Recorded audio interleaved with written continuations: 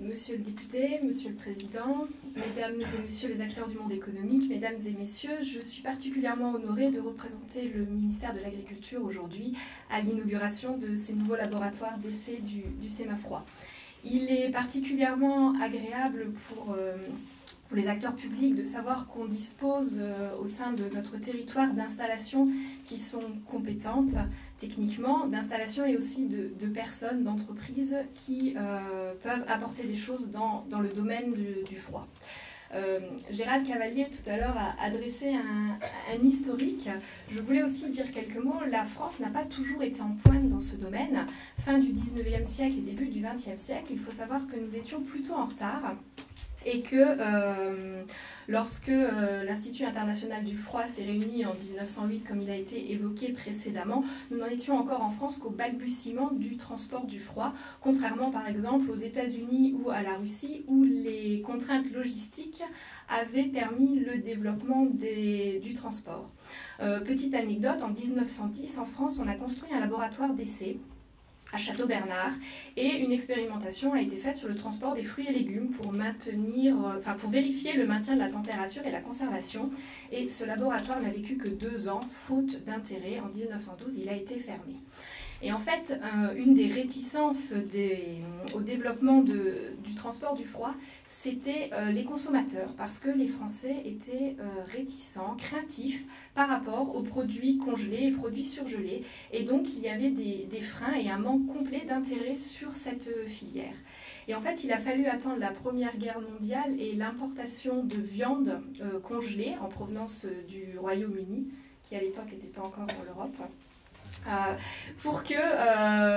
qui a permis de nourrir les troupes militaires, pour qu'enfin on s'intéresse concrètement à ces solutions et que les premiers textes réglementaires que vous avez évoqués tout à l'heure soient pris. Donc des arrêtés réglementant le transport des denrées périssables en 1942-1943, l'arrêté de 1952, la première plateforme d'essai qui a été largement évoquée. Et en fait, je ne vais pas reprendre toute l'histoire parce que sinon ça prendrait beaucoup de temps. Simplement reciter les 2 dates qui ont déjà été évoquées, 1970, les accords ATP. Et parler aussi de 2004, le paquet hygiène, qui amène des contraintes en termes d'obligation de résultats de température dans les transports.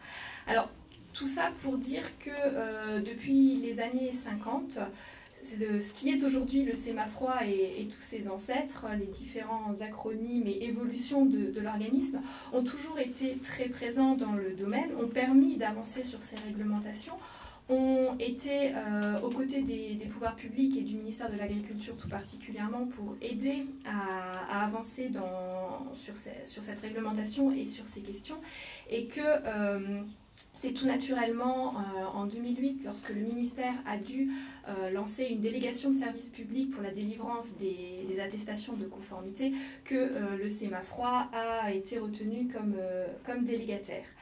Depuis, nous continuons à travailler ensemble sur ces questions. Nous nous attachons notamment à réfléchir à tout ce qui peut tourner autour de limiter la distorsion de concurrence, en essayant de faire adopter les accords ATP pour tous les pays de l'Union européenne en interne, puisque ce n'est pas le cas aujourd'hui. Les accords ATP ne s'appliquant pour certains pays que sur les transports internationaux, ce qui peut induire une certaine forme de distorsion de concurrence.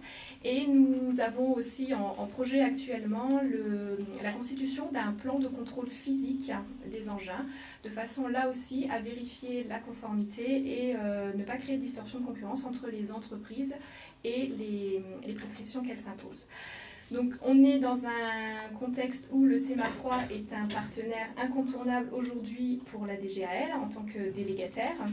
La délégation de service public prendra fin le 1er juin 2018, mais on va s'attacher dans les prochains mois à la relancer, et nous savons que sans certitude sur le résultat de l'appel d'offres, le Sémafroid sera un concurrent très sérieux à sa propre succession. Nous en sommes ravis, et d'autant plus que l'activité de l'entreprise, comme vous l'avez vu, va bien au-delà de ce qui touche la délégation de service public. Et je terminerai sur le laboratoire d'essai des meubles frigorifiques, qui est un élément très important pour le respect de l'hygiène alimentaire, un sujet qui me tient particulièrement à cœur vu les fonctions que j'occupe aujourd'hui et sur lequel je crois que vous avez un atelier cet après-midi.